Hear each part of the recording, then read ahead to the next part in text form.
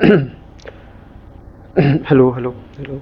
सभी को सप्रेम नमस्कार, सत श्री अकाल, आदाब, हेलो एवरीवन, जय हिंद और जोहार। और आप सभी का स्वागत है एक और वीडियो क्लास में, और जहां पर आज हम लोग पढ़ने जा रहे हैं एक नए मानव तंत्र के बारे में, डैट इज स्केलेटल सिस्टम। ये जो सिस्टम में जो हमारी जो अगली कड़ी है दैट इज स्केलेटल सिस्टम। इससे पहले अभी हमने लास्ट क्लासेस में देखा अपना एक्सरेटरी सिस्टम को, और इसे हम लोग हिंदी में कंकाल प्रणाली के नाम से भी जानते हैं। तो चलिए मित्रों, बिना किसी अतिरिक्त समय के जाया करते हुए हम आगे बढ़ते हैं। चलिए मित्रों, अब हम स्केलेटल सिस्टम यानी कंकाल प्रणाली के को पढ़ते हैं, दैट इज कंकाल प्रणाली या तंत्र।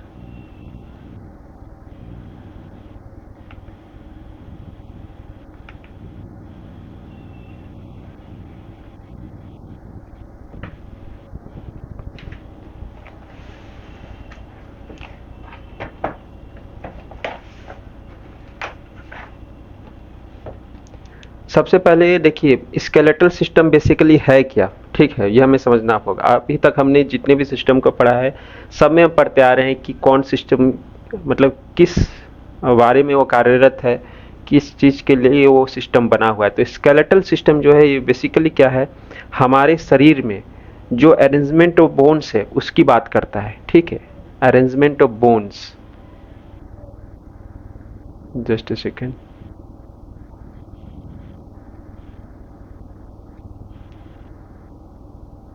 हमारे शरीर में ये अरेंजमेंट ऑफ बोन्स की बात करता है।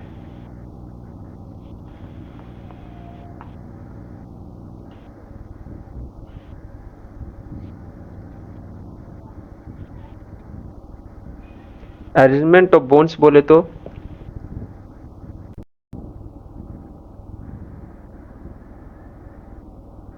अरेंजमेंट ऑफ बोन्स यानी जो हमारे शरीर में जितनी भी हड्डियां हैं उसका अरेंजमेंट मतलब कुछ तरीके से व्यवस्थित है, यानी हड्डियों की व्यवस्था, ठीक है, हड्डियों की व्यवस्था।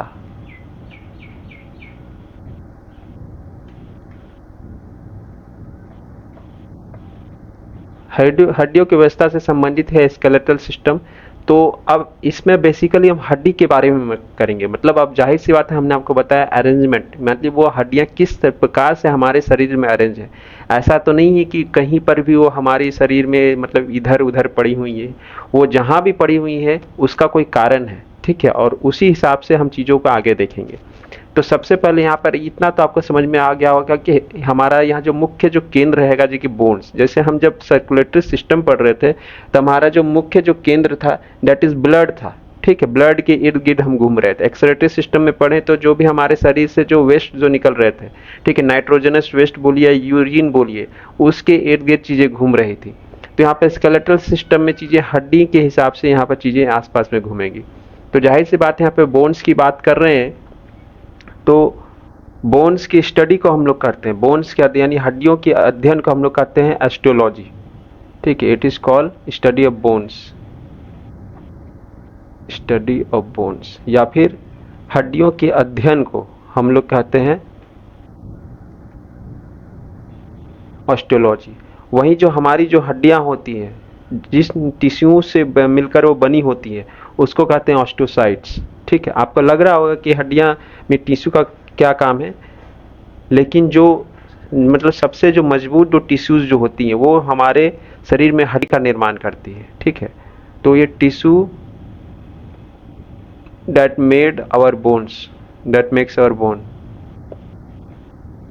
जो हमारे शरीर में हड्डियों का निर्माण करती है जो टिश्यूज, उसको हम लोग ऑस्टियोसाइट्स बोलते हैं।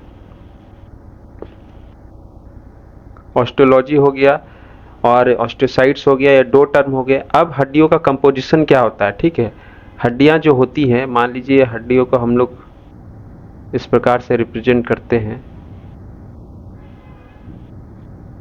ठीक है, ये आपका बोन्स है, ठीक है। तो बोन्स बेसिकली किस चीज का बना होता है, that is calcium triphosphate, calcium triphosphate ठीक है, प्लस इसमें कैल्शियम भी होता है। ठीक है, अब ये जो होता है ये इसका बोन मिनरल का काम करता है। हमारे हड्डी में जो बोन मिनरल जो होते हैं उसका काम क्या होता है, कैल्शियम ट्रांसपोर्ट। या फिर आप ये भी कर सकते हैं कि हमारा जो हड्डी जो होता है ये बेसिकली कोलाजन नामक जो प्रोटीन होता है और कैल्शियम से बना होता है। जिसमें कोलाजन जो होता है इसके बारे में हमने पहले ही पढ़ा था। कोलाजन हमारे हड्डियों को, हड्डी में जो प्रोटीन है ये हमारे हड्डी में ये स्ट्रेंथ से मजबूती और फ्लेक्सिबिलिटी यानी लचीलापन प्रदान करता है। फ्लेक्सिबिलिटी यानी लचीला उसे बनाता है। तो वहीं कैल्शियम हमारी हड्डियों को मतलब मजबूती प्रदान करता है, उसे हार्डनेस प्रदान करता है, ठोस आप जिसको बोल सकते हैं। सो ये बेसिकली मतलब मोटा मोटी एक कंपोजिशन हो जाता है हमारे बोन्स का। और बोन्स का फंक्शन क्या होता है, जाहिर सी बात है बोन्स हमारे शरीर में इतनी सारी हैं तो इनका तो भी कुछ फंक्शंस तो होता होगा भैया, जाहिर सी बात होता है। पहला फंक्शन ये होता है ये हमारे बॉडी मूवमेंट में मतलब सहायक होते हैं। ठीक है, बॉडी मूवमेंट जो भी हम हाथ पैर चल फिर पा रहे हैं इसमें हड्डियों के बिना आप कैसे, जब आपका सोचिए ना, आप थोड़ी सी हड्डी में आपकी चोट लग जाती है तो आप लगने लगते हो। ठीक है, असहजता महसूस होती है। तो जाहिर सी बात है इससे आपको साफ समझ में आ जाना चाहिए कि हड्डियां से हमें चलने फिरने में मदद होती है। दूसरा, ये हमारे बॉडी को एक सपोर्ट, ठीक है, एक सहारा भी देते हैं, प्लस स्ट्रक्चर, हमारे बॉडी का स्ट्रक्चर भी प्रदान करते हैं। देखिएगा किन्हीं की यदि हड्डियां मजबूत है तो उनका शरीर थोड़ा चौड़ा दिखता है, हड्डियां चौड़ी हैं। किन्हीं का हड्डी यदि कमजोर है मतलब शिथिल है तो वो थोड़े दुबले पतले अपीयर होते हैं। सो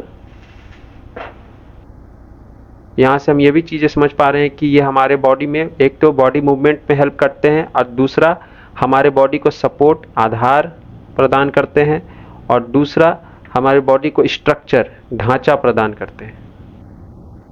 ठीक है, और ये जो बोन्स जो होता है ना ये टिश्यू से अलग होता है। ठीक है, बोन्स टिश्यू जो होता है और बोन्स होता है दोनों में अंतर होता है। जैसे बोन्स जो आपका बना होता है दैट इज कैल्शियम और ये आपका कैल्शियम ट्राइफॉस्फेट बोलिए या कोलाजन या कैल्शियम का बोलिए, लेकिन जो बोन्स टिश्यूज जो होते हैं वो हमारे शरीर में ये बेसिकली ब्लड वेसल्स या बोन मैरो हो गए,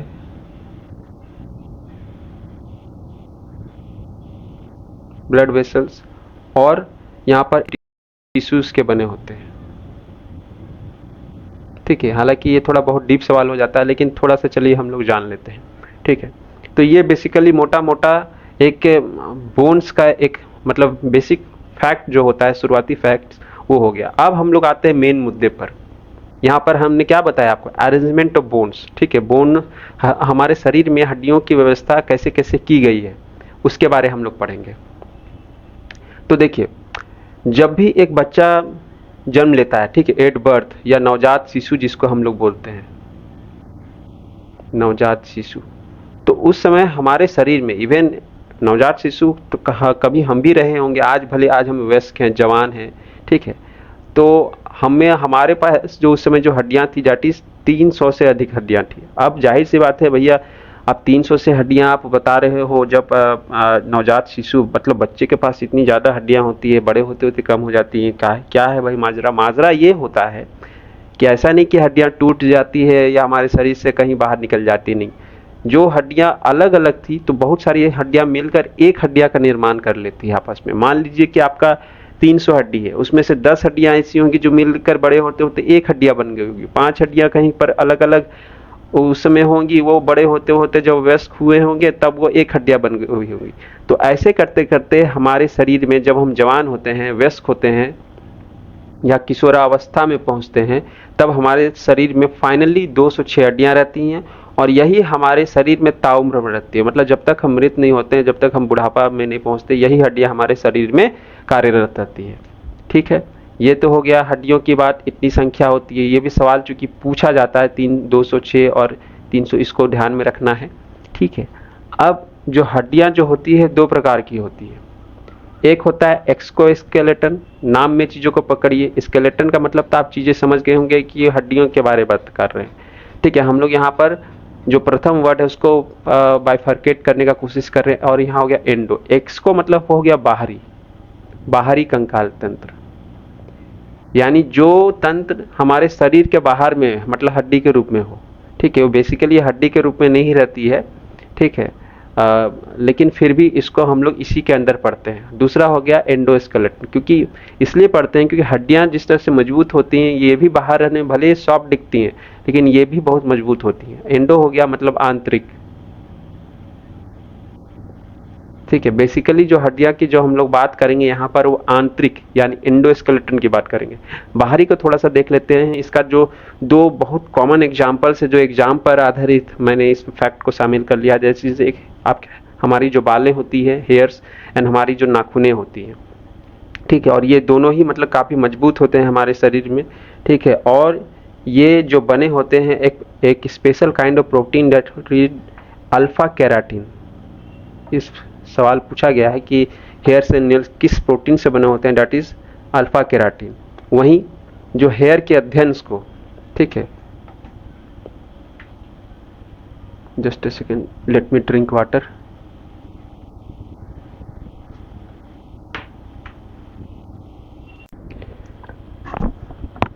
अल्फा केराटिन हो गया। जिस प्रकार से हड्डियों के अध्ययन को हमने बताया ऑस्टियोलॉजी होता है, इतना तो आपको समझ में आ गया होगा। इतने दोनों में लॉजी स्टैंड्स फॉर किसी भी चीज का वो अध्ययन के बारे में बात कर रहा है, ठीक है। और ऑस्टियो वहां पर रूट वर्ड्स है, दैट स्टैंड्स फॉर बोन्स यानी हड्डी। In the same way hair के स्टडी को हम लोग बोलते हैं, हेयर के स्टडी को बोलते हैं ट्राइकोलॉजी, ठीक है। ये कहीं क्योंकि कई बार ये एग्जाम में पूछ लिए जाते हैं, क्योंकि ये भी पार्ट्स हम बायोलॉजी के अंदर ही इसको स्पेशली पढ़ रहे हैं, तो इसलिए यदि पढ़ते हुए हमें मिल जाए तो इससे रिलेटेड यदि कुछ फैक्ट्स जो बनाए जा सकते हैं उसको हम लोग देखना मतलब उचित समझते हैं, ठीक है। नेल्स, नेल्स के स्टडी को, अध्ययन को बोलते हैं ओनिकोलॉजी, ठीक है, ओनिकोलॉजी।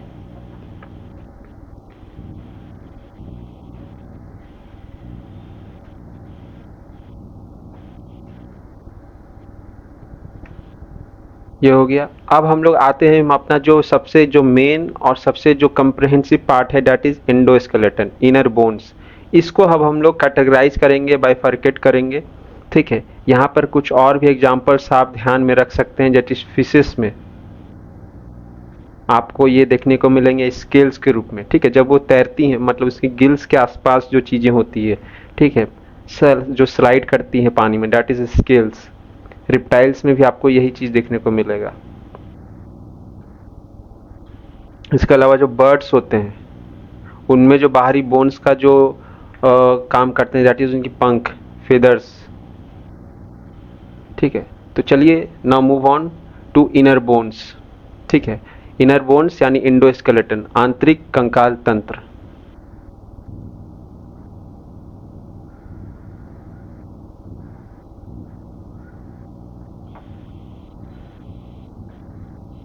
ठीक है, ये जो होते हैं आपने आपको बता दिया 206 होता है, बचपन में 300 होता है। अब इसको हम लोग दो भाग में अगेन बांटते हैं। वन इज एक्सको axial skeleton and second one is appendicular skeleton. इसको हम लोग हिंदी में अक्षीय बोलते हैं, अक्षीय कंकाल तंत्र। और अपेंडिकुलर को बोलते हैं हम लोग परिष्टि, परिष्टि। क्योंकि जो देखिए बायोलॉजी, कंप्यूटर ऐसे सब्जेक्ट्स हो गए ना, इसमें हिंदी काफ़ी टिपिकल हो जाता है, मतलब ये आम बोलचाल भाषा वाली हिंदी नहीं होती है। इसीलिए मतलब जो हिंदी माध्यम स्टूडेंट्स भी होते हैं ना, वो भी पूरी तरह से इसको इंग्लिश में नहीं पढ़ते हैं, या फिर कई लोग तो इसको नॉर्मल इंग्लिश में ही पढ़ना पसंद करते हैं, ठीक है। लेकिन चलिए, यदि मुझे किसी के वर्ड्स को बताने में कोई दिक्कत नहीं हो रही है तो मैं आपको बता देता हूँ। यदि आपको इनमें से किसी की ज़रूरत लगे तो आप इसको नोट कर लीजिए अपने नोट्स में। देखिए देखिए इसके अब यहाँ पे देखना है कि एक्सियल स्केलेटन क्या होता है। ये हमारे शरीर में जो मतलब जो केंद्रीय जो हड्डियों का ढांचा होता है, ठीक है, केंद्र में, या हमारे जो जो खड़ी जो एक्सिस जो होती है, ठीक है। मान लीजिए आप ने किसी चीज़ को मतलब खूंटी से टांग दिया, ठीक है, कील से टांग दिया दीवार पर, तो जो एकदम जो हैंगिंग जो लटकती हुई रहेंगी, ठीक है, एकदम वर्टिकल, यही हमारे क्या होता है, एक्सियल स्केलेटन होता है। यहाँ पे देखिए ये जो हड्डियां हैं ये हमारे शरीर में एक्सियल स्केलेटन होती है, ठीक है। और इसके अंदर क्या क्या होता है इसको भी हम लोग पढ़ेंगे। एपेंडिकुलर बेसिकली क्या होता है कि ये एक्सियल स्केलेटन से ये अटैच रहती है, ठीक है।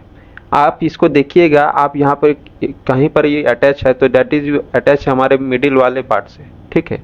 हमारा जो मिडिल यानी एक्सियल स्केलेटन है ये उन हड्डियों से अटैच्ड है, ठीक है। तो इसका आप देखिए कि अटैच्ड होते हैं किससे, एक्सियल स्केलेटन से। इतना तो आपको बेसिकली समझ में। इनकी जो संख्या होती है 80 होती है, एक्सियल फॉर 80, आप इसको याद रख सकते हैं। एक्स यहाँ पे 80 टर्म मिल रहा है, ठीक है, एक्स तो 80 और बाकी अपना घटा दीजिए 206। Appendicular skeleton that is 126। अब हम लोग बाइफरकेट करेंगे एक्सियल स्केलेटन को, ठीक है। एक्सियल स्केलेटन को यदि हम लोग बांटते हैं उसको हम लोग फर्दर बांटते हैं। आप इसको एक नोमोनिक्स जिसको हम लोग बोलते हैं SSRV से याद रख सकते हैं। S स्टैंड्स फॉर स्कल, ठीक है। Again S stand for sternum, ribs R for ribs और V से हमारा वर्टेब्रे कॉलम, ठीक है। स्कल जो हमारा खोपड़ी वाला, देखिए ये वाला जो पार्ट है ना, ये हमारा स्कल है, स्कल है ये। स्टर्नम ये वाला जो एकदम जो बीचों बीच जो पार्ट है, जो हमारे पंजड़ी के बीचों, मतलब जो हड्डियां जो हमारे इस मतलब जिस हड्डी से हमारे जो बाकी जो पंजड़ियां जो अटैच्ड है उसको हम लोग स्टर्नम बोलते हैं, ठीक है, स्टर्नम।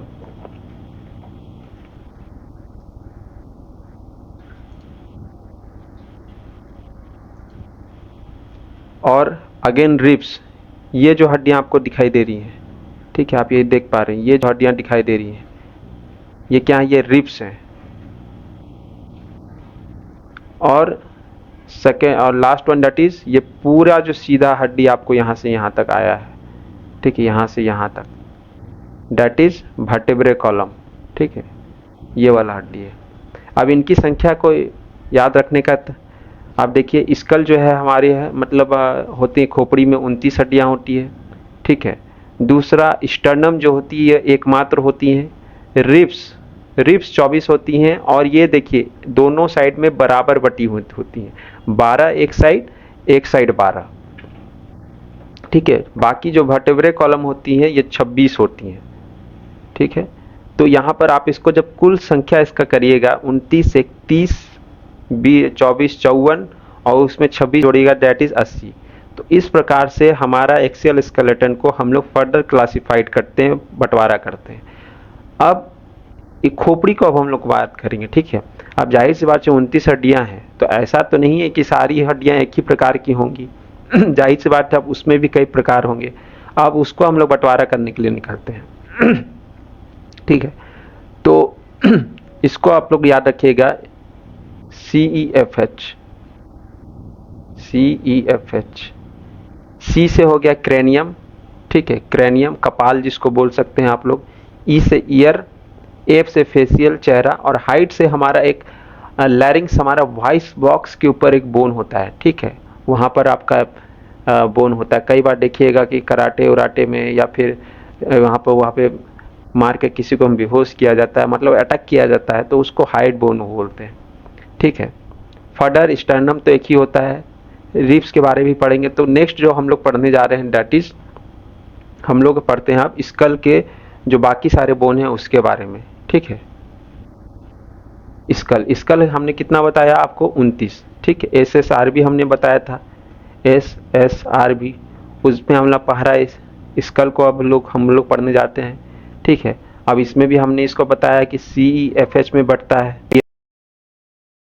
फेशियल, हाइड, क्रेनियम जो बोन होती हैं ये टोटल 8 होती हैं। देखिए अब इसको आप लोग कैसे याद रखिएगा, इसको आप एक ट्रिक से याद रखिएगा, दैट इज OTP सेफ है, ठीक है। क्या बोलेंगे इसको, OTP सेफ है,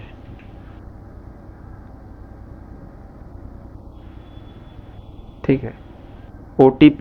OTP stands for occipital, T for temporal, P for parietal, S for sphenoid, E for ethmoid, F for frontal. इसमें जो सिर्फ दो हड्डियां जो होती हैं दैट इज टेम्पोरल और पेराइटल, ये दो दो होती हैं, बाकी सारी जो हड्डियां होती है दैट इज एक एक होती हैं। ओटीपी सेफ है यहाँ पर, जो सेफ में ए वाला नहीं ई आएगा, ठीक है, ओटीपी सेफ है। तो टोटल ये 6 प्रकार की हड्डियां होती हैं और ये कुल 8 हड्डियां बनाती हैं, ठीक है। इसको यदि हम लोग अपने तंत्र में देखेंगे, देखिए ये हमारा जो स्कल जो है, ठीक है, ये जो हमारा स्कल जो है, ये हमारा क्या हो गया स्कल में, ये हमारा क्रेनियम वाला पार्ट हो गया।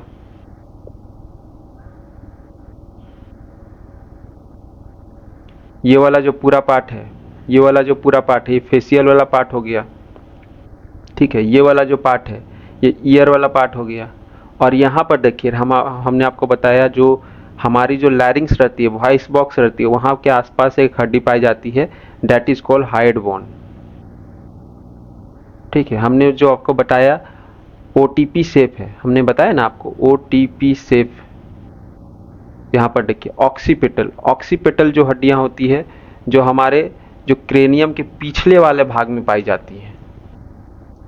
हमारा जो कपाल जो रहता है, ये जो पूरी खोपड़ी रहती है उसके बैक साइड में, ठीक है, occipital that is back of skull, यानी हमारे खोपड़ी के पिछले वाले भाग में। OTP, T for temporal, temporal bone जो होती है ये साइड ऑफ द बोन होती है, मतलब हमारा जो हिस्सा होता है दोनों साइड, लेफ्ट राइट, ठीक है, साइड वाइज, वो होता है temporal. Next one that is P, P for side at upper and, ठीक है, पी फॉर पेराइटल, जो हमारा जो ऊपरी भाग होता है, ठीक है। मान लीजिए मस्तिष्क को जैसे भी ऊपर नीचे भाग में यदि हम बांटेंगे तो ऊपरी भाग में जो साइड वाला जो हिस्सा होता है दैट इज पेराइटल बोन्स, आप यहाँ पे देख पा रहे हैं। यहाँ पेयर्ड का मतलब ये हो रहा है कि ये 2 बोन्स होती हैं, अनपेयर्ड का मतलब ये हो रहा है कि ये 1 बोन्स होती हैं, ठीक है। हमने आपको क्या बताया कि उसमें जो दो बोन्स जो होती हैं वो 2 होती हैं, बाकी सारी बोन्स 1 पाई जाती हैं, ठीक है। वो एक तो parietal and second one temporal and rest one bones are in the form of 1 1 1, ठीक है। दूसरा जो बोन्स होता है ओटीपी हो गया, ठीक है। Next one is sphenoid, sphenoid bones. Sphenoid bones जो होता है ये हमारे ये जो क्रेनियम होता है, जो पूरी जो खोपड़ी होती है, इसका जो बेस जो होता है ये स्फेनॉइड बोन्स यहाँ पर होता है, और ये कुछ हद तक ये हमारे आँख के हिस्से को भी रिप्रेजेंट करती है, ठीक है। दूसरा हो गया ethmoid bones, E for ethmoid. Ethmoid जो होता है हमारे जो नसल कैविटी रहता है, ठीक है, हमारा जो नासिका रहता है उसका जो ऊपरी छत जो होता है ना, ऊपरी जो छत होता है उसका जो रूफ होता है that is ethmoid bones. And next one is last one is that is OTP safe है, फ्रंटल बोन। हालांकि यही बोन सबसे ऊपर होता है, जो हमारा मस्तिष्क जो कपाल जो एकदम फ्रंट में जो अपियर होता है, ठीक है, ये जो बड़ा सा हिस्सा दैट इज फ्रंटल बोन। तो यहाँ पे आपको चीज़ें समझ में आ गई होंगी कैसे ओटीपी सेफ होता है, ये हमारे शरीर में हमारे जो खोपड़ी में कहाँ कहाँ रिप्रेजेंट करती हैं, ठीक है। हालांकि इतना सवाल डीपली नहीं पूछा जाता है, आपको बस यही याद रखना है कि क्रेनियम बोन्स कौन कौन होती हैं, और नेक्स्ट स्टेप में आपको याद रखना है कि वो कितनी की संख्या में पाई जाती हैं, ठीक है। हाँ, यदि किन्हीं को और याद रखने में कोई असहजता नहीं है तो आप जानकारी के लिए ज़रूर याद रख सकते हैं कि ऑसिपिटल बोन्स हमारे स्कल में कहाँ होती है, टेम्पोरल बोन्स हमारे स्कल में कहाँ पाई जाती हैं, ठीक है।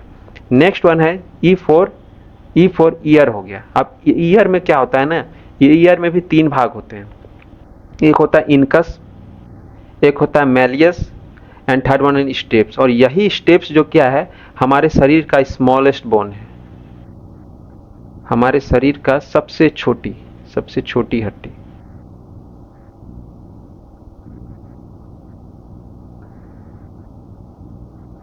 ठीक है।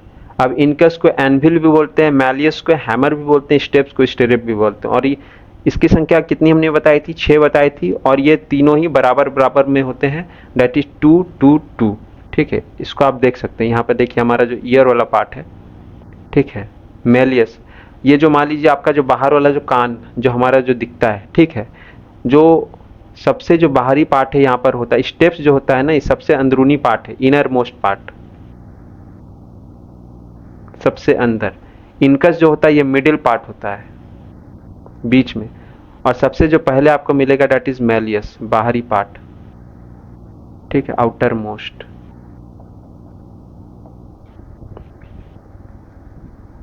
ये तो हमारा ईयर हो गया। अब एफ स्टैंड्स फॉर फेशियल।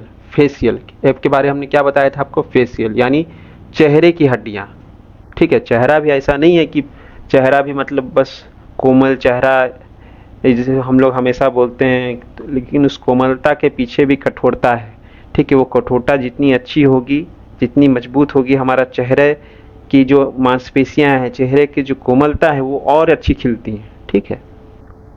अब जैसे इसको पहले बोन्स को पढ़ लेता हूँ, उसको मैं ट्रिक भी आपको समझा दूंगा इसमें कितनी हड्डियां होती है, ठीक है। इसमें टोटल 8 हड्डियां होती है, और जो पूरे जो हड्डियां जो होती हैं दैट इज 14, ठीक है। आप इसको यदि जोड़िएगा, 1 1 2 2 4 2 6 2 8 2 10 2 12 2 14, इसमें जो प्रथम जो दो हड्डियां हैं वो सिर्फ एक एक होती हैं, बाकी सारी हड्डियां इसमें आपको पेयर्ड में मिलेगी, दो दो मिलेगी, ठीक है।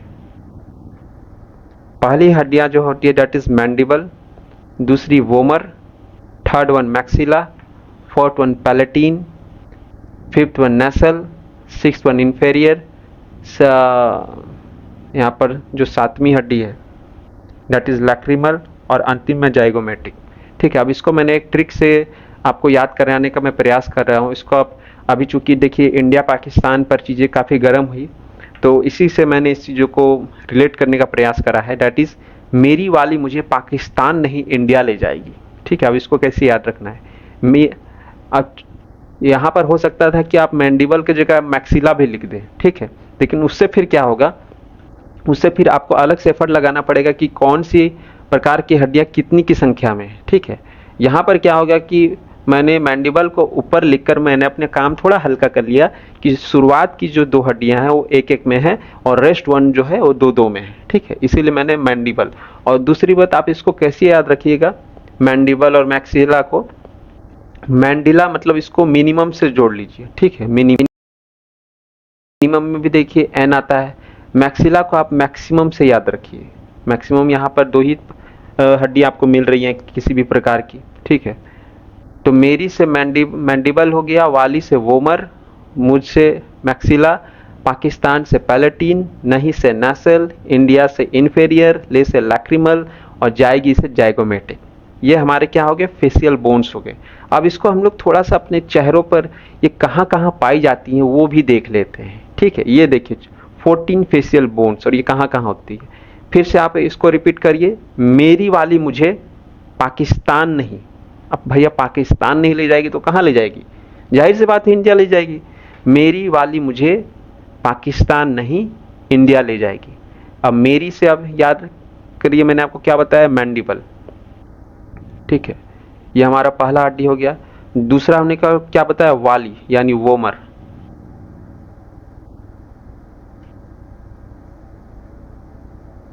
और ये जो मैंडिबल और मैक्सिला जो हड्डियां हैं ना, ये हमारे ये जो जाव जो होता है, हमारा जो मुंह जो होता है उसमें पाई जाती है, ठीक है।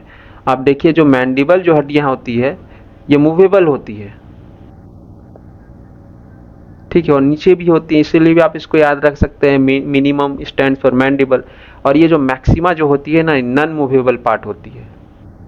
आप देखिए आपका यदि मुख है, आपका जो ऊपरी वाला जो पार्ट है मुख का, हमारे ठुड्डी का, ठीक है, वो नहीं हिल रहा है। जो भी हिल रहा है हमारा नीचे वाला जो पोर्शन है वो हिलता है, ठीक है। मेरी वाली वोमर यहाँ पर हो गया। थर्ड वन इज मेरी वाली मुझे, मैक्सिला हो गया थर्ड। मेरी वाली मुझे पाकिस्तान नहीं, यानी पाकिस्तान इस यहाँ पर हो गया पैलेटीन, ये बोन आपका हो गया पैलेटीन। मेरी वाली मुझे पाकिस्तान नहीं, नहीं स्टैंड्स फॉर नसल, नहीं मेरी वाली मुझे पाकिस्तान नहीं India, India stand for inferior nasal concha, ठीक है। और उसके बाद ले जाएगी, ले स्टैंड्स फॉर लैक्रिमल, एंड एट स्टैंड्स फॉर जाइगोमेटिक, ठीक है।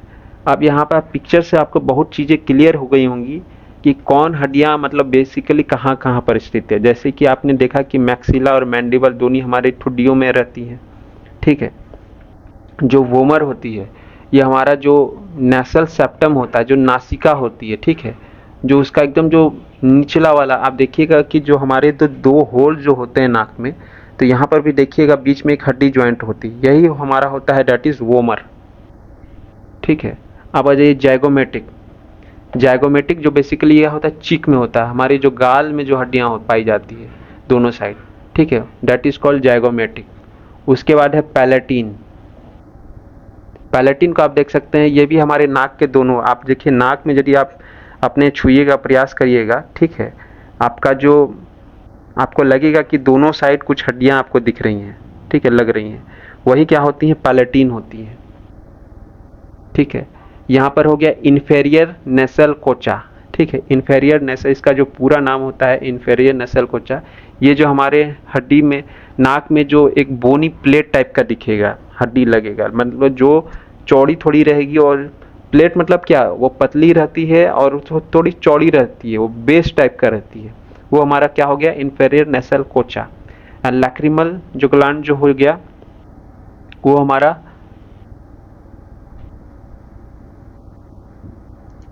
लैक्रिमल जो हो गया, जो अश्रुग्रंथि से भी रिलेटेड होती है, ये बेसिकली हमारे आई सॉकेट जो होता है ना हमारा, जैसे मान लीजिए यहाँ पर जो